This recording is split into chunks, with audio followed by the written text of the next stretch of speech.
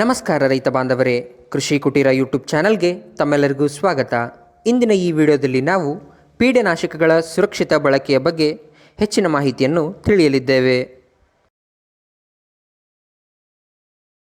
ಉಸಿರಾಡ ಕಷ್ಟ ಆಗಿ ನಿಮಗೆ ಏನಾದರೂ ಅವಾಗ ಅಲ್ಲೇ ಬಿದ್ದೋಗೋದು ಹಂಗೇನಾದರೂ ಆಗಿ ನಿಮಗೆ ಏನಾದರೂ ಆಗ್ಬೋದು. ಅದಕ್ಕೆ ನಾವು ಇದನ್ನು ಯೂಸ್ ಮಾಡುವಾಗ ನೀಟಾಗಿ ಎಲ್ಲ ಕವರ್ ಮಾಡ್ಕೊಳ್ಬೇಕು.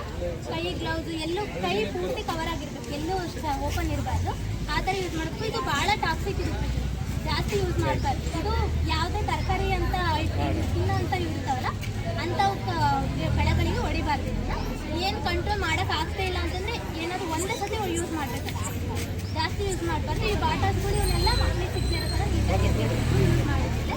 ಇದು ಇಲ್ಲಿ ಲೀಟರ್ ಡೋಸು 50 ಅಂತ ಇತ್ತು. ಇದು ಹಿಂಗಂದ್ರೆ ಏನಂದರೆ ಶೇಕಡ 50% ಕೀಟಗಳನ್ನ ಸಾಯಿಸುತ್ತೆ ಅಂತ ಇದು ಕಡಿಮೆ ಜಾಸ್ತಿ ಯಾವುದು ಲೀಟರ್ ಡೋಸ್ ಹೆಚ್ಚಾಗ್ತಾ ಹೋದರೆ ನಮಗೆ ಕಡಿಮೆ ಹಾನಿ ಮಾಡುತ್ತೆ ಅಂತ. ಕೀಟಗಳನ್ನ ಸಾಯಿಸಿದ್ರೆ ನಮಗೆ ಕಡಿಮೆ ಹಾನಿ ಮಾಡುತ್ತೆ. ಈಗ ಲೀಟರ್ ಡೋಸ್ ಮೌಖಿಕ ಅಂತಂದ್ರೆ ನಾವು ಓರಲ್ ಆಗ್ತಾ ಬಾಯಿಂದ ತಗೊಳ್ಳೋದು. ಮೌಖಿಕ ಲೀಟರ್ ಡೋಸು 1 ರಿಂದ 50 ಇರುತ್ತೆ, ಮತ್ತು ಚರ್ಮದ ಲೀಟರ್ ಡೋಸು 1 ರಿಂದ 200 ಇರುತ್ತೆ. ಇದು ಇದರದ್ದು ಕೆಂಪು ಬಣ್ಣ ಚಿಹ್ನೆ ಇರೋದ್ರಿಂದ ಇಷ್ಟಿರುತ್ತೆ. ಇದು ಎಕ್ಸಾಂಪಲ್, ಇದು ಮೋನೋಕ್ರೋಟೋಫಾಸ್ ಅಂತ ಇದೆ, ಪಾಸ್ಬುಕ್ ಇಲ್ಲ ಅಂತ ಈ ಕಂಪ್ನಿಯಿಂದ ಇದನ್ನ ಇದು ಮಾಡ್ತಾರೆ.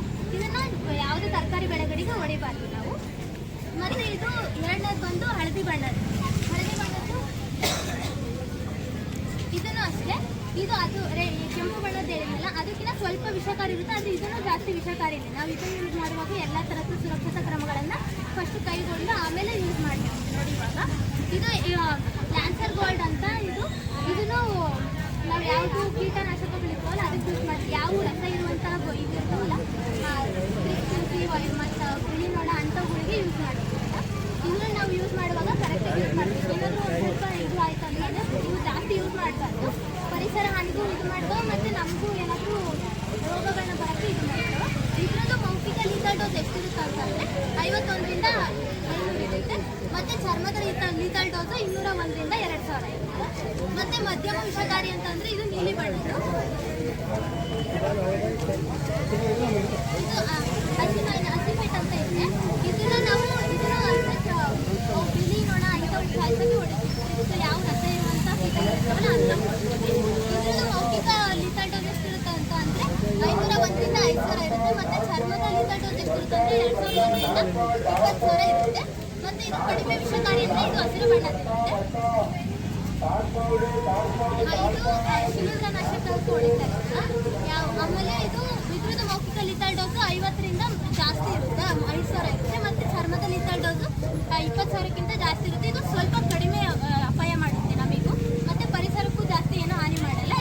ಅದಾಗಿ ನಾವು ಹೆಚ್ಚಾಗಿ ಏನಾದರೂ ಫಸ್ಟು ಹೋದ ತಕ್ಷಣ ಯಾರಾದರೂ ಫಾರ್ಮರ್ಸಿಗೆ ಗೊತ್ತಿರಲ್ಲ ಅಂತ ಕೇಳಿದ್ರಂದರೆ ನಾವು ಫಸ್ಟು ಇದನ್ನು ಸಜೆಸ್ಟ್ ಮಾಡಬೇಕು, ಇಲ್ಲಿಂದ ಹೊಡಿಬೇಕು, ಇಂಥವನ್ನ ಹೊಡೆದು ಏನು ಕಂಟ್ರೋಲ್ ಮಾಡೋಕ್ಕಾಗಿಲ್ಲ ಅಂದರೆ ವಿಷಕಾರಿ ಅದ್ರ ಒಂದು ಸತಿ ಅಷ್ಟೇ ಇದು ಮಾಡಬೇಕು ಫಸ್ಟ್. ಮತ್ತು ನಾವು ಯೂಸ್ ಮಾಡುವಾಗ ಕರೆಕ್ಟಾಗಿ ಕಿಟ್ಗಳನ್ನೆಲ್ಲ ಹಾಕ್ಕೊಂಡು ಮಕ್ಕಳಿಗೆ ಸಿಗದೇ ಇರೋ ಥರ ಮತ್ತು ಹರಿಯೋ ನೀರಲ್ಲೆಲ್ಲ ಹಾಕದೇ ಇರೋ ಥರ ಯೂಸ್ ಮಾಡಬೇಕು.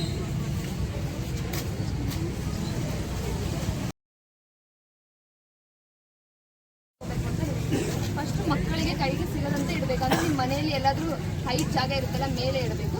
ಆಮೇಲೆ ಮೂಗಿಗೆ ಈ ಥರ ಹಾಕೋಬೇಕು. ಅಕಸ್ಮಾತ್ ನಿಮ್ಮ ಹತ್ರ ಮಾಸ್ಕ್ ಇಲ್ಲ ಅಂದ್ರೂ ಕರ್ಚೀಫ್ ಆದರೂ ಯೂಸ್ ಮಾಡಬೇಕು ನೀವು. ಆಮೇಲೆ ಗಾಗಲ್ಸ್ ಅಂತ ಬರ್ತವೆ, ಅವನ್ನಾದರೂ ಹಾಕೋಬೇಕು, ಯಾಕಂದರೆ ಅದು ನೀರು ಸಿಡಿಯುತ್ತೆ ಮತ್ತು ಕಣ್ಣಿಗೆಲ್ಲ ಹಾನಿ ಮಾಡುತ್ತೆ. ಆಮೇಲೆ ಉದ್ದವಾದ ಬೂಟ್ಗಳನ್ನು ಹಾಕೋಬೇಕು. ರಬ್ಬರ್ ಬೂಟ್ಗಳನ್ನೇ ಹಾಕೊಂಡ್ರೆ ಚಲೋ ಅಂತ ಹೇಳ್ತಾರೆ. ಆಮೇಲೆ ಉದ್ದವಾದ ರಬ್ಬರ್ ಕೈಗೆ ತರಿಸ್ಬೇಕು. ಈ ಥರ ಹಾಕ್ಕೊಂಡಿದ್ದಾರಲ್ಲ ಆ ಥರ ಹಾಕ್ಕೊಂಡ್ರೆ ನಿಮಗೆ ಹೊಡೆಯೋದ್ರಾಗೂ ಏನು ಚರ್ಮದ ರೋಗ ಬರಲ್ಲ. ಆಮೇಲೆ ಬಳಕೆಯ ನಂತರ ಕೈ ಮತ್ತು ಮುಖವನ್ನು ಶುದ್ಧ ನೀರಿಂದ ತೊಳಿಬೇಕು. ಆಮೇಲೆ ಪ್ರಾಣಿಗಳಿಂದ ಅಪಾಯಕಾರಿ ಮತ್ತು ಹಾನಿಕಾರಿ ನಿಮ್ಮ ದನಕರಗಳೆಲ್ಲಾದರೂ ಇದ್ದರೆ ಅದರಿಂದ ದೂರ ಇಡಬೇಕು ಇದೆಲ್ಲ. ಆಮೇಲೆ ನಿಮ್ಮ ಹೊಲದಲ್ಲಿ ಬಾವಿ ಆ ಥರ ಎಲ್ಲ ಇದ್ದರೆ ಅದರಿಂದ ಸ್ವಲ್ಪ ದೂರ ಇಡಿ.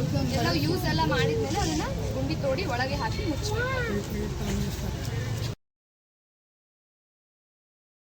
ಸುರಕ್ಷತಾ ಕ್ರಮಗಳ ಬಗ್ಗೆ ಹೇಳಿದ್ರು. ಒಂದು ವೇಳೆ ನಾವು ಸುರಕ್ಷತೆ ಈ ಕ್ರಮಗಳನ್ನ ಅನುಸರಿಸಲಿಲ್ಲ ಅಂತಂದರೆ ಏನಾಗುತ್ತಂತೇಳಿ ಇಲ್ಲಿ ಫೋಟೋದಾಗ ತೋರಿಸ್ತೀನಿ. ಇವಾಗ 1 ದಿನ 2 ದಿನ ಅಂದರೆ ಏನೋ ನಡೀತೈತೆ, ಅದನ್ನೇ ನೀವು ಕಂಟಿನ್ಯೂಸ್ ಆಗಿ ಇದು ಏನು ಮಕ್ಕಳನ್ನ ಯಾವುದೇ ಸುರಕ್ಷತಾ ಕ್ರಮಗಳು ತಗೊಳ್ಳಾರ್ದೆ ಹೊಡೆದ್ರೆ ಮುಂದೆ ನಿಮ್ಗೆ ಹುಟ್ಟೋ ಮಕ್ಕಳಿಗೆ ಅದು ಭಾಳ ತೊಂದರೆ ಆಗುತ್ತೆ. ಇಲ್ಲಿ ನೋಡ್ಬೋದು, ಈ ಥರ ಅಂಗವಿಕಲ ಮಕ್ಕಳು ಹುಟ್ಟೋ ಚಾನ್ಸಸ್ ಕೂಡ ಇರುತ್ತೆ. ಅದಾದಮೇಲೆ ಇಲ್ಲಿ ಬಾಯಿಗೆ ಮೂಗಿಗೆಲ್ಲ ಬೊಬ್ಬೆಗಳನ್ನು ಅದನ್ನು ನೋಡ್ತಿರ್ಬೋದು. ಈ ಥರ ನಿಮ್ಗೆ ಸೈಡ್ ಎಫೆಕ್ಟ್ಗಳು ಈಗಾಗಲಿಕ್ಕೂ ಕೂಡ ಮುಂದೆ ಆಗ್ಬೋದು. ಈಗ ಎಷ್ಟೋ ಜನ ಕೇಳ್ತಿರ್ತೀರಿ ಸಣ್ಣ ಸಣ್ಣ ವಯಸ್ಸಲ್ಲೇ ಕ್ಯಾನ್ಸರ್ ಅದಾಗಿ ಸಾಯಕತ್ತಾರ.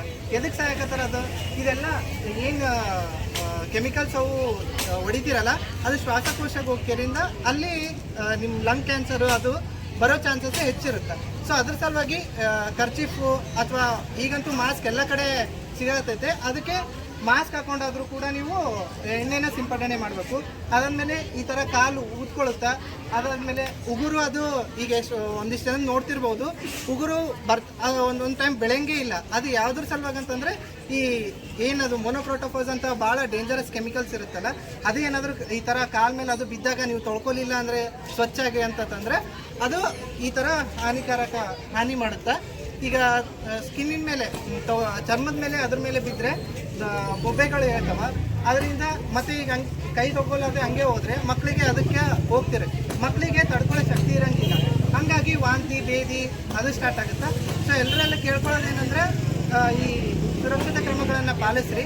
ಒಂದು ವೇಳೆ ಅಕಸ್ಮಾತಾಗಿ ಏನೋ ಎಣ್ಣೆ ಸ್ವಲ್ಪ ಮಟ್ಟದಲ್ಲೂ ಸೇವಿಸಿದ್ರು ಕೂಡ ಉಪ್ಪು ನೀರು ಇದೆಲ್ಲ ನಿಮ್ಗೆ ಗೊತ್ತೇ ಇರುತ್ತಾ, ಉಪ್ಪು ನೀರು ಅದನ್ನು ಕುಡಿಸ್ರಿ. ಅಥವಾ 3 ಚಮಚದಷ್ಟು ಇಡ್ಲಿ ಪುಡಿ ಅದನ್ನು ಅರ್ಧ ಗ್ಲಾಸ್ ನೀರಲ್ಲಿ ಹಾಕಿ ಕುಡಿಸ್ರಿ. ಅದಾದಮೇಲೆ ಎಣ್ಣೆ ಯಾರು ತೊಗೊಂಡಿರ್ತಲ್ಲ ಅವರಿಗೆ ಈ ಸತ್ತಿದು ಬಿಳಿ ಕಲರ್ ಇರುತ್ತಲ್ಲ, ಅರಿಶಿನ ಕಲರ್ ಅಲ್ಲ, ಬಿಳಿ ಕಲರ್, ಅದನ್ನು ಅವರಿಗೆ ಕುಡಿಸೋದ್ರಿಂದ ಮತ್ತು ಈ ಆಲೂಗಡ್ಡೆ ಸಾಂಬಾರು ಅದು ತಿನ್ನೋದ್ರಿಂದ ಸ್ವಲ್ಪ ಮಟ್ಟಿಗೆ ಆ ವಿಷಕಾರಿ ಏನಿರುತ್ತಲ್ಲ ಅದನ್ನು ಕಡಿಮೆ ಮಾಡ್ಬೋದು. ಅದಾದಮೇಲೆ ಹಾಸ್ಪಿಟಲ್ ಅದು ಒಯ್ಬೇಕಾದ್ರೆ ಅವರಿಗೆ ಎದುರಿಸೋದು ಅದು ಏನು ಮಾಡೋಕ್ಕೆ ಹೋಗ್ಬೇಡ್ರಿ. ಮೊದಲಿಗೆ ಈ ಚಿಕಿತ್ಸೆನ ಮಾಡಿ ಹಾಸ್ಪಿಟಲ್ಗೆ ಒಯ್ಯಿರಿ.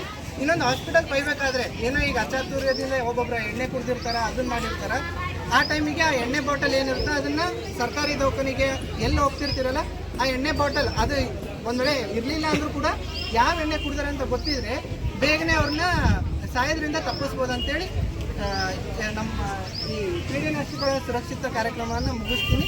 ಈಗೊಂದು 10 ನಿಮಿಷ ಅಲ್ಲಿ ನಾವು